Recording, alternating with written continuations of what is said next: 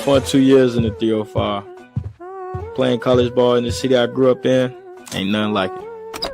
Had some ups and downs along the way, but it's always been love for Panther Nation. There comes a time when you gotta leave the nest and spread your wings. But sometimes the best place to be is right where you are. Ain't over yet. We still flowing. We spin it back. We gonna rock with Coach Willie Simmons. Panther Nation, let's do it. Paws up. What's up, man? What's up, where my money at? Alrighty, episode 79 of the Paws Up podcast. I'm here with my co-host and good friend Jake Gibson. We have a very, very special guest. We have Keyone Jenkins, junior quarterback for FIU Football. Keyone, we're very, very excited to have you on and just talk about what's been going on with you since the last time we had you on. I'll say the season. We finished off the season since then. We had Christmas break. A lot been going on. A lot went on. But we back. Glad to be back. So, Keyone, let's talk a little bit about, the last time you were on the show, obviously 2023. Just how would you say you've grown as a person? Obviously, go through your second full season with FIU.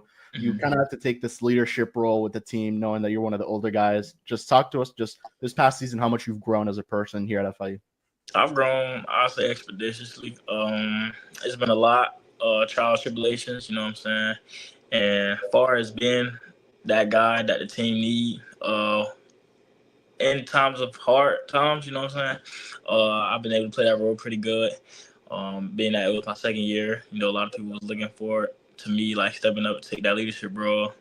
I did a great job with that, you know what I'm saying? Being that the season didn't go how we wanted to, but it was times where they could come to me, you know what I'm saying, and tell me what was going on, and I'll handle it, or, like, they'll see me keep my composure, and they'll try to keep their composure as well. Just finish off the season strong and just never give up through everything that happened and went on. Talk a little bit about, you being a Miami Central alum. Have you been back to the school? Have you gone to any games? Have you had the chance to? Yes, I actually was there a couple of days ago, if I'm not mistaken. And I went to one game this year, the rival game versus Miami Northwestern. I was on the sideline. We won that game. But the program is doing real good, you know what I'm saying? We ain't been to state since I left, but I feel like they're going to go back this year with the right guys, the right people at the helm, you know what I'm saying? And they'll play that game at Pitbull Stadium, so that would be pretty cool. Hopefully, man. Last year was crazy. They ended up getting disqualified. Wow. An eligible player. And they couldn't play in the playoffs and compete for the state championship. But we all know who's the best in the city. Yeah, well, we know firsthand Miami Central produces hella talent, so definitely they're going to be on the right track. Keyone, you're a 305 kid through and through. Talk about being able to play college ball in Miami and, what it's meant to you over the years to play in a city where you've spent, most of your life. It means a lot. First and foremost, family, nothing greater than family, but the man above God. But it means a lot being able to play in the city I grew up in and played in my whole life. A lot of people who I knew throughout the years and supported me can come watch me play, you know what I'm saying, at the collegiate level. And it's not so often that they able to do that because there's not too many people get the opportunity to do that, you know what I'm saying? So it means a lot. I take it to the heart, and I take pride in what I do for the people that's rooting for me and cheering for me and counting on me. By the way, to provide a scope here, last time Lights was on the show, episode 44, that was December 18th, 2023. It's been a hot minute, and a lot has happened. Just wanted to point that out there. Now that you have a pair of seasons under your belt, how have your pregame rituals, maybe pregame nerves, and even other traditions you might have, how has that changed between last season and your first start as a Panther against Maine back in 2022? I'll say the pregame jitters went away this past season. I actually calmed down and took a little more relaxation before every game and just went into the mindset. It's just football, you know what I'm saying? Go out there, do your job, and, you know what I'm saying, play fast, physical, and great pace football, and, you know what I'm saying, lock in and be dominant. That was the word, be dominant. But before the game, nothing changed. I listen to my music. Some games I walk around the field, get a feel for the turf if I have some new cleats or whatever. But other than that, nothing really changed, I say. But I did calm down more. I was way more relaxed and less tense and able to go into the game knowing the game plan and ready to execute and dominate. All right, so before we actually start talking about the gridiron, there was obviously that big storyline for FIU off the field leading into last season, which was the name change from the home of the Panthers to Pitbull Stadium. I just want to know, Keyone, I'm curious about when you and the rest of the squad knew about it beforehand, if you knew about it maybe a couple of days before or at the actual press conference, and just your initial reaction to the news, getting to meet Pitbull in person, etc. We found out, if I'm not mistaken, a day or two before, because they had to come change the billboard, and they had it covered up, and they was actually putting something on the field, but they had closed the field off, and we was like, oh, we can't go on the field, asking questions, but it was like a secret, and then they finally put the thing off the billboard. We seen it, was like, oh, okay, that's cool, and then later on that day, it hit the media, and then the day after that, he came and had the press conference, stuff like that. What was it like meeting him? It was real cool. We exchanged words. He gave me a lot of words of advice, and he told me if I need him or need anything, I could contact him and we could get in touch. You know what I'm saying? But real cool dude, down to earth, and it's not like having somebody who's high above, and he's from the same place you from, so it hit a little different.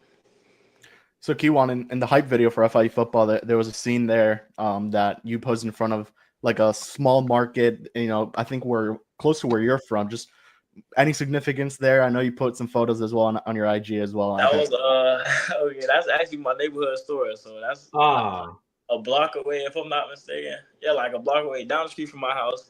I've been going there since I was a kid. So I'll say since I was like 5 years old. The workers, they still work there. We real cool, and you know what I'm saying. Some days I go in there, they give me something for free or say that like you ain't gotta worry about it. But those my guys, and you know what I'm saying. I told them like I won't ever forget them too. You know what I'm saying. Even though they getting old on me, but like we got a real close relationship. Every time I go in there, we talk about football, and I keep them updated about what's going on. You know what I'm saying. What I'm gonna do, and you know. That's awesome. Yeah, definitely. So Keyone, leading up to last season, just what was the message from the coaching staff about maybe what they liked from you, what they didn't like, and kind of just how'd you prepare for the 2023? I know you and Coach Yost were really watching a lot of your former high school tape to kind of adjust the offense towards that a little bit. Going into the season, yeah, I'll say he wanted to attack things I was good at. So the message from him to me was trust him and go out there, execute, and play football. He wanted to take a lot of stress off my plate and make me relax more and just go out there and play football and not have to worry about 1,000 things at once. We also had Coach Calm in the air this year, so that helped out a little bit more. And from time to time, not every time, every play he'll tell me like before pre-snap read what I need to know before the snap or stuff like that. But I'll say the message really was from him was trust him and go out there and execute. So I guess how different was the preparation for you, Keyone, knowing that you would be the guy going in, week 1 against Indiana? It was a lot different, I'll say, because last year I took it serious, but everything happened quick. So I knew I could mess up, and they'll like help me throughout the way. But it was like I had to learn on the fly. I'm good with learning on the fly, but this year, with me knowing I'm the man, I had to pick up things more quicker and be able to lead the team and like not messing up or correct the mistakes and being able to understand what's going on before it even happens. So like coming in, watching more film, get on the same page as the coaches and stuff like that. Now there's no denying that the career-defining stats you put up last season, man. Over 2,500 passing yards, 22 touchdowns to only 8 picks, breaking a lot of FIU records along the way. What would you say is your biggest takeaway from how you performed last season overall? I got my turnovers down, and that was one of my main goals, and that was something I hit. I wanted to get it lower than that, but it was a game that I performed real bad that messed that up for me, and that was the FAU game. I had 3 interceptions in one, but I increased my passing touchdowns like I said I would and lowered my interceptions and also threw for a couple more hundred passing yards as well. So I feel like I didn't do what I'm capable of, like the best of my ability, but the stats and everything was better this year. I can't agree, but this year going to be even crazier. I love to hear that. Keyone, talk a little bit about just, that season. You guys had a lot of returning talent. You had, Dean, Eric coming back as the wideouts. You had Flex coming back along with Shamar and KJ, and then you had your offensive line, which allowed the least sacks in Conference USA. Just talk about, the importance of having so many returners on the offense and how that kind of helped you out this past season. That was great for us because it wasn't like rebuilding or starting from the ground up and trying to play with guys you haven't played with before. So it was kind of cool and easier for us to play with guys who was already in the system and knew what was going on and who was good at what and what we was good at and stuff like that. So it was really just high expectations for everybody. Even though the season didn't go how we planned it to, but the chemistry was there, the bond was there, and everything was just there, like outside of football as well. You know what I'm saying? You could see it translate on the field. It was just certain games we couldn't finish, but as far as everybody being in place and doing what they need to do, it was there. Like it was great to have a lot of guys returning. It took a lot of stress off our shoulders and made it easier for us on the field. I know throughout the season you mentioned a lot that you really prioritize spreading the ball to your receivers, but talk about Eric Rivers, just the season he had, and you were a big part of that, breaking the FIU record for most receiving yards in a single season and most touchdowns in a single season. Eric Rivers, he kind of exploded quick. I'm not gonna lie. So we knew going into the season, Eric was gonna be one of our main targets because he's already fast. You know what I'm saying? Like nobody in our conference was running with him. So it was just a matter of getting him the ball and how we gonna give him the ball. So as far as finding out what he's good at and how we can find ways to get him the ball and get him open. So this team as a whole, right, had a lot of ups and downs this past season, the 4-8 record overall, like you had mentioned. In one word, how would you describe how this season went and why? Unexpected, I'll say. Okay. A lot of players and coaches, we felt great about going into the season. I was actually just talking to one of the players on the team about that earlier this morning on the way to work out. We, going into the season, we knew it was going to be a big year. Like, everybody felt it. Like, it just felt like it was going to be a great year. But after we hit, like, a point in the season and it wasn't going how we wanted it to go, it just took a turn, like a huge turn. And we ended up coming up short and having the same record as the year before. Yeah. You know what I'm saying? So I'll say unexpected. I'd say that's a pretty good word. And especially with the talent we had and how good, like we lost a lot of games we weren't supposed to lose. But yeah, that's the word. Definitely unexpected. For sure. I like that. Yeah. Of course, you yourself had to battle through some adversity. There was, of course, the injury in that UTEP game. Mm-hmm. Talk about that, your mindset through it all, working with both the coaches and doctors, making sure you're good to go to come back as soon as possible. I didn't want to rush anything. I say because I'm not injury prone, but if I do get injured, you know what I'm saying, I can push through it. And like, thank God, it's nothing ever crazy happened. You know what I'm saying? Nothing serious. So when I got hurt, I was on the sideline. I was like, I didn't feel nothing until like right before we was about to go onto the field. And then I'm like, okay, it's starting to get to me a little bit. And then I tried to throw a ball, and I'm like, I can't throw a ball. Like, I'm not going in, coach. So I got on the phone. I told him, like, I can't move my shoulder, coach. And we tried to get everything situated there. We ended up going into the training room during halftime, trying to get everything figured out, and it just wasn't working. So we had to kind of like baby it the week of the next game.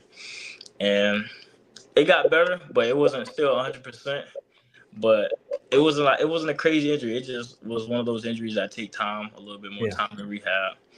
But I'd say my mindset really was helping the next man up so he can help the team do his best job to win the next game. So it's not really about me, you know what I'm saying, me being hurt and about who's starting, whatever. I wanted to help the next guy up, help us win, because I'm all about winning. So whether we could do that with or without me, that's all that really matters. Looking back, if you had to pinpoint one game this season that best showcased how great you and the rest of the team can be when everything is clicking, which game would it be? Central Michigan. Yeah. Pretty easy answer now that I think about it, yeah. Yeah, for sure. It was either Central Michigan or second half New Mexico State. That was a great time too, yeah, without a doubt. By the way, talking a bit about Rivers, I was thinking about this. You threw a lot of touchdowns to that man. What was your favorite touchdown you threw to Eric Rivers?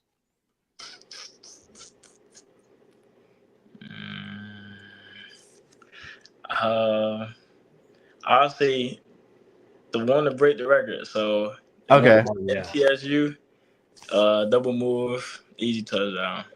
Mm-hmm. But the most crazy one though was the wide open one versus New Mexico State. Yeah. The way to like extend his hand. Yeah. Yeah. No, that wasn't the first one. It was they left him on the sideline wide open by himself. Okay. Yeah. Okay. Yeah. That definitely was also an amazing one. All right, Kevin, is it time for a quick break? Let's do it. All righty, let's get into Jake's news break, where we look at all things FIU athletics and just FIU in general. Shouldn't be too long here. Let's start with FIU football, as Conference USA placed 20 student athletes on the 2024 College Sports Communicators Academic All-District Football Teams. FIU landed 4 players, tied for the second most in all of CUSA. These Panthers are wide receivers Ross Fournay and Eric Rivers, running back Lexington Joseph, and offensive lineman Jaheim Buchanan. Rivers and Buchanan will both advance to the national ballot to be voted on by CSC members, with the national first, second, and third teams to be announced over on January 28th. Now, let us move on to FIU swimming and diving, as freshman swimmer Tajuana McElmore and diver Brooke Megdal were recognized as the American Athletic Conference Freshman Swimmer and Diver of the Week. They both turned heads at the FIU Sprint Invite this past Saturday, with the Panthers earning a first-place finish overall. McElmore secured 2 first-place finishes in the 100 IM and 50 fly events with a meet record time of 25.05. Meanwhile, Megdal earned her 4th straight Freshman Diver of the Week award, taking 2nd place in the platform event. So congratulations to those Panthers. Finally, let's go back to football, but this time in the NFL, as former FIU Panther and current tight end for the Miami Dolphins, Jonnu Smith, has wrapped up his first season with the Fins. In the season finale against the Jets, Smith caught his 8th touchdown reception, adding to the list of single-season franchise records for a tight end for the Dolphins, which includes receptions and receiving yards, securing this as one of the best single-season performances by a tight end in Dolphins history. So congrats to Jonnu on the achievements. So that was your brief look at Newsbreak. Keyone, I know you mentioned last time don't watch a whole lot of NFL. I'm wondering, now that you have like a guy out with Jonnu and the Dolphins, have you been keeping more of an eye on that team? If I watch some NFL football now, I'd say it's the Ravens and the Bills. James Cook been going crazy, and Lamar Jackson too. Yeah. Who do you have winning the Super Bowl then? I can't say. Football can go. Hey, it could go either way any day. That's true. I feel you. Definitely on where it is too. So, Keyone, let's talk a bit about the transfer portal. You officially entered your name on December 2nd and then withdrew it on the 17th. All things considered, where was your mindset when initially entering the name in the portal, and what was the biggest reason you would say that you took your name out? The biggest reason I went into the portal? Yes. Yeah. I went into the portal to kind of get a feel of what was what, you know what I'm saying? And I test the waters, really, you know what I'm saying? See who I pick up or who was actually interested, you know what I'm saying? Being that we didn't have a head coach at the time for the first couple of days. But me coming out of the portal was a decision I made with my dad after having a sit-down conversation with Coach Willie Simmons and actually getting to know him, and, you know, where his mind at, where his head at, stuff like that. And he told me a lot of stuff, you know, that actually made sense to me. And who also played a part in me staying was Coach Gator. You know, that's like my best friend on the staff. But a lot went on those 15 days. One day felt like a week. 2 days felt like 2 months, you know. So as far as like what was going on, you just gotta love who love you. And a lot of schools who was reaching out, they wasn't showing that they wanted me as bad as they say they did. So I went with who wanted and needed me, you know what I'm saying? So I understand. It was a great decision. I feel like it's gonna be a great decision. And y'all will see why in a couple of weeks, couple of months. What was like one thing maybe from what you can tell us that maybe Willie or even Coach Gator told you that kind of sealed the deal for you to come back? Oh, that last part I just said, Coach Gator stressed to me, love who loves you. Yeah. Because the only person who was actually, the only school, I ain't gonna say the only school, it was, I was heavily in communication with 2 schools and 3, including FIU. But when it came down to the decision, I was more in constant communication with FIU.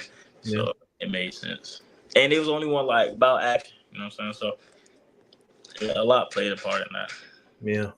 So take us through that process in a bit of depth. And I ask this because the transfer portal is something that, I mean, if you're not a player, you're probably not super familiar with how it actually works. How did it work for you having to enter your name, getting the offers from those squads and hearing from those other teams? How did it all really work?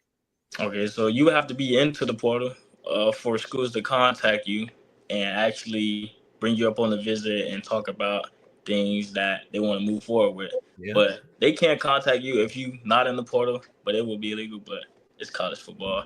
So, Yeah. But yeah, so you have to go into the portal, and if a school like you, they'll contact you. You know, they'll get on the phone, talk to you about what they have planned for you, and then from there, they'll talk either NIL with you, or if you have a representative, they'll talk with them and get things like that situated. And from there on, then they'll set up like a visit to come for you to come see the school and meet with the coaches and stuff like that. And from there, you can make your decision or move on to the next school. So it's a process. It's like getting recruited out of high school again, but just in a shorter amount of time, because you only got 30 days before that window closed, and you don't want to be stuck. You know what I'm saying? And missing out that window. Did you ever get to a visit or no? Nah, I was supposed to, but I didn't. Gotcha. So obviously one of the big storylines, Keyone, for FIU this offseason has been the hiring of Willie Simmons, formerly at Duke, was also at A&M. Just, what was your reaction when you found out that Willie was going to be the guy? Obviously you were in the portal at the time. And then when was that first conversation that you had, which I think you kind of alluded to it a little bit ago? He texted me a couple days prior to him getting the job, actually. He texted me on Twitter and told me that he might be in the mix of getting the job. Excuse me. And when he texted me, I told him to text Coach Gator, because me and Gator got that relationship. So I told, like, anybody who wanted to talk to me would have to talk to Coach Gator first. And from there, like, Coach Gator, we'll talk and, you know what I'm saying, we're options and stuff like that. But after that, me and Coach Willie, we had our first conversation in person. I say a couple of days after he had got the job. Me, him, my daddy Gator, we sat down, went out to eat, and had a long talk about what's what and stuff like that.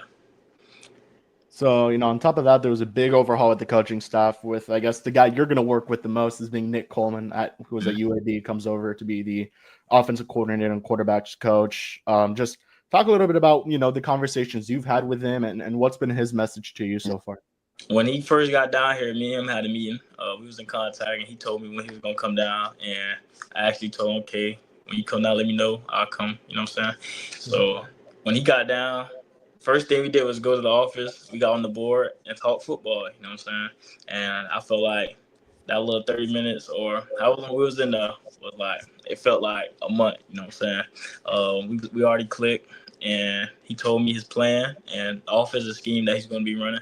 And I was on board from the jump. You know what I'm saying? And I just feel I got a really good feeling about Coach Coleman and what's about to happen this upcoming spring and fall.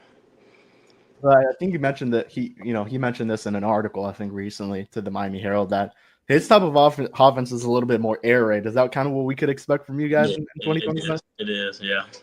It is. There you go. All right. So what are some things you want to prioritize this offseason, Keyone? Obviously, you have to learn from a new coaching staff, and you're going to have a lot of new players coming on the offensive side of the ball as well. I say I want to prioritize, get on the same page with my offensive coordinator and being able to be the change during or before play. Like, if I see something, I can make that change and kind of like understand the offense in and out, knowing the ins and outs and like the little cheat codes I can use, in order to get us to a great play or a good play. You know what I'm saying? It's the difference between having a good play and a great play. Yeah. And I want to take us from having a good play to a great play. So, okay, I see we have a play we could get 5 yards on.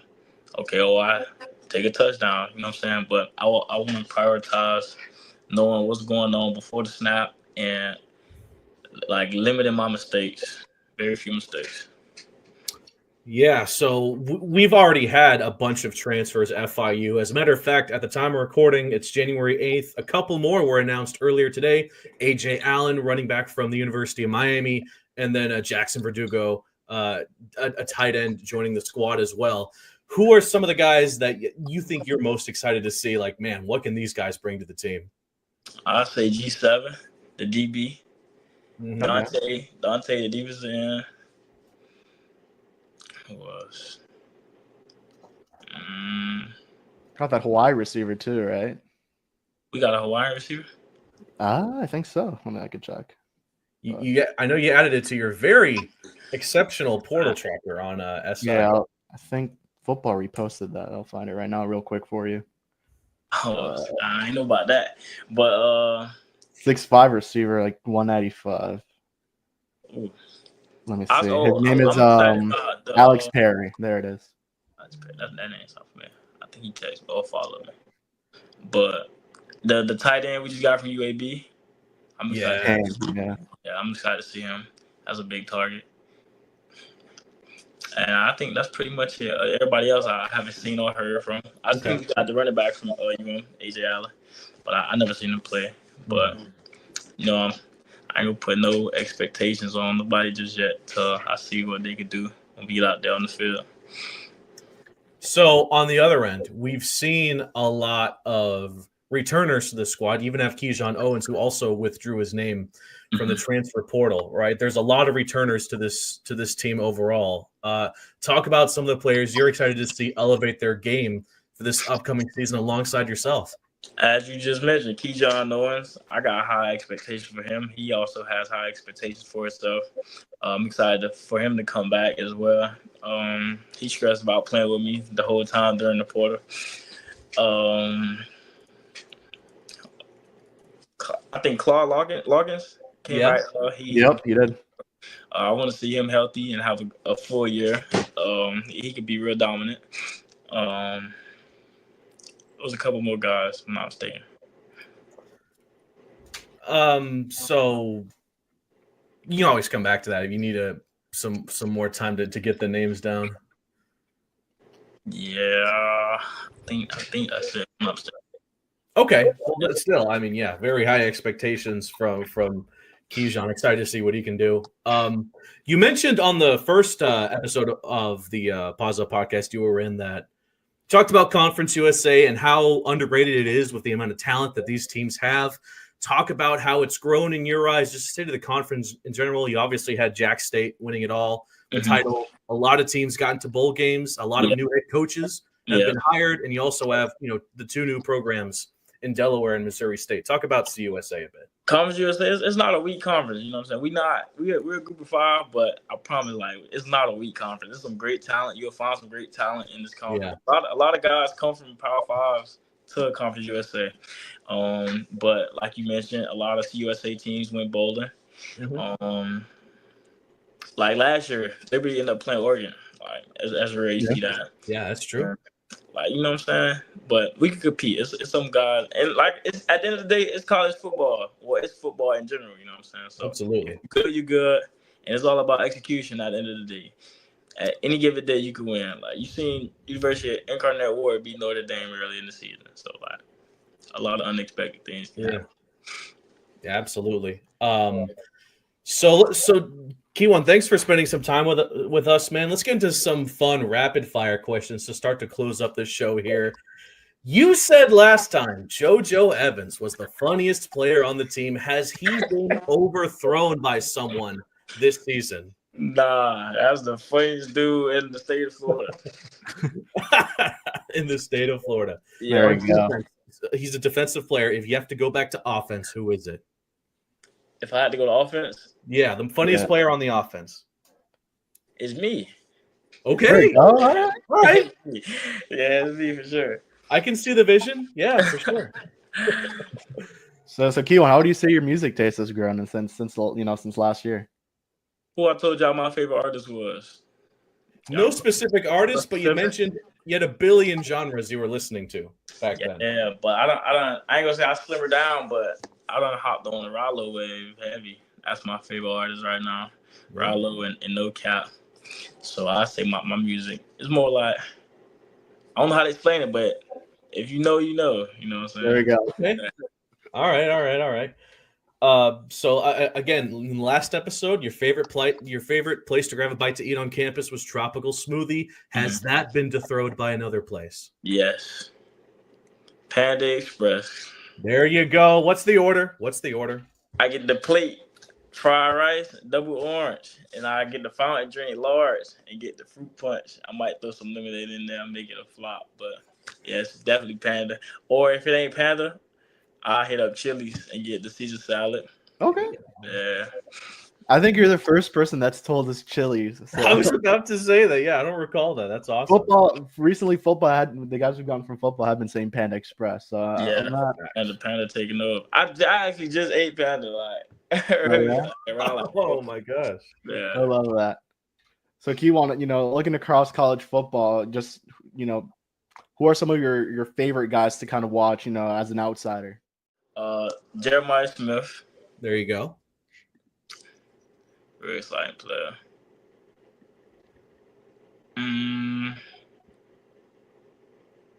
Jeremiah Smith is a dog. There's no doubt about it. Yeah, he's tough. Hold on, I can't think of none to my head right now. But I definitely got to go with. Y'all watch out for JoJo, Josiah Trader. He Yeah. He gonna be nice. Mm-hmm. So, my gosh, if there's one thing FIU will always impress with, it's the uniform combos and those special uniforms, man. You've worn a lot of unis. You've worn not one but two Vice uniforms now. Yeah. What is the best look FIU has in your opinion? The best look?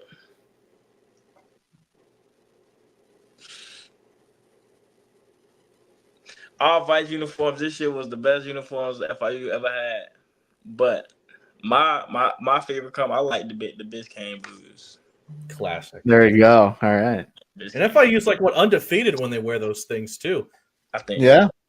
Yeah. I think so. I'm not mistaken, yeah. What's Yeah, the best field design you've seen? North Texas, and you guys beat this year La Tech and MTSU in that. Yeah. What's been your favorite field design that you've gotten to play on? It was all right. I think it was a Central Michigan game. It was blue end zone with the white eye dolly. Oh yeah. That's Yeah. That was tough. That's fire. Hey, well, it was on College Game Day too, which was pretty cool. Yeah, that's right. It was.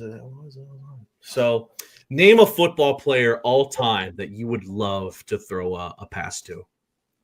NFL too. Like, it could be All time. College, NFL, past, present, can be anything. Jeez. Pass. All right. Sean Taylor. That's my cool. favorite player. Yeah, that's my favorite player. Awesome. ever. Rest That's in peace. awesome. Yeah. Yeah. All right, Keyone. We asked this to every guest. Who do you think should be the next FIU football player we get on the podcast?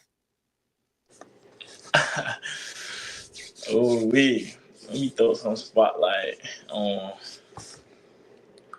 who I want to get to. Bam Lions. Oh, okay. I like that. Yeah. I like it.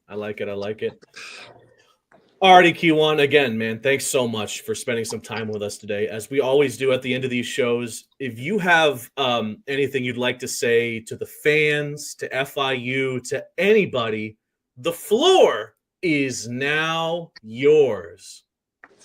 What's up, Panther Nation? It's your quarterback, Lights Out, checking in. We back, baby.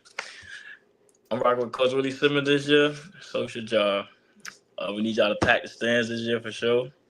And I promise you, 2025 won't disappoint. Like Rod always say, 25, what a time to be alive. There you go. That was amazing. Oh, man, that was amazing. All righty. So we'll wrap it up here. Keyone, we appreciate you a lot for hopping on here for a bit. From Jake, Keyone, and myself, we'll see you guys all next week. Really cool special guest. So peace out. And as always, paws up, guys. Paws up!